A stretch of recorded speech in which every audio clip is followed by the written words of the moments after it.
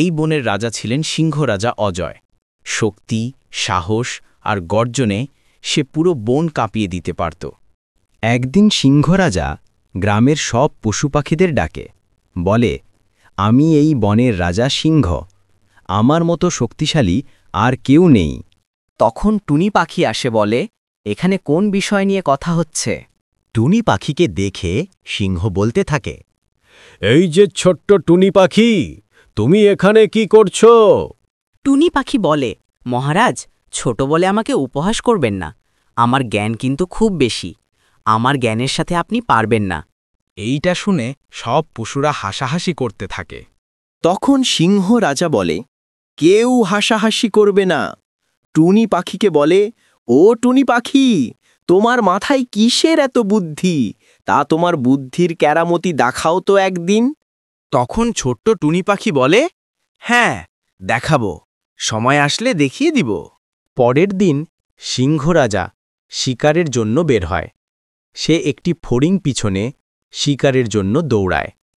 হরিণ নিজের প্রাণ বাঁচানোর জন্য পালানো চেষ্টা করে, কিন্তু রাতে সিংহ তার নিজ গুহায় ঘুমিয়ে থাকে। তখন বাঘ তার গুহায় চুপি চুপি যায়। চুপি চুপি গিয়ে সিংহের শিকার খেয়ে ফেলে। সিংহের ঘুম ভাঙে, তার কাছে মনে হয় যে তার সামনে দিয়ে কেউ গেছে, কিন্তু সে বুঝতে পারে না। সিংহ গিয়ে দেখে যে তার শিকার কেউ খেয়ে ফেলেছে। সিংহ খুব রাগান্বিত হয়ে যায় এবং সে পরের দিন সব পশু পাখিদের ডাক দেয়। তখন সিংহ জিজ্ঞেস করে যে আমার শিকার কে খেয়েছে, কিন্তু কেউ কোনো কথা বলে না, চুপ করে থাকে।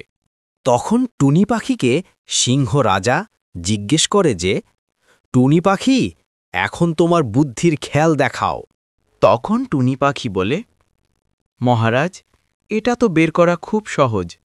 সিংহ জিজ্ঞেস করে, কিভাবে সম্ভব? তখন টুনি পাখি বলে, সিংহরাজা, কালকে যদি আপনার শিকারের কেউ খেয়ে থাকে, তাহলে তার মুখে এখনও শিকারের রক্ত লেগে আছে। যার মুখে রক্ত থাকবে, তাহলে বুঝে নিবেন যে আপনার শিকার সে কালকে। বাঘের মুখে রক্ত লেগে আছে।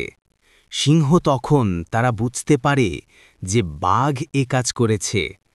তখন সিংহ বাঘকে বলে যে তুমি কালকে রাত। সিংহ তখন বলে, এই বাঘকে এই জঙ্গল থেকে আলাদা করে দেওয়া হবে। বাঘ তখন নিজের ভুল বুঝতে পারে এবং সিংহর কাছে। সবাই টুনি পাখির বুদ্ধি দেখে খুশি হয়। সিংহ টুনি পাখিকে ধন্যবাদ জানায়।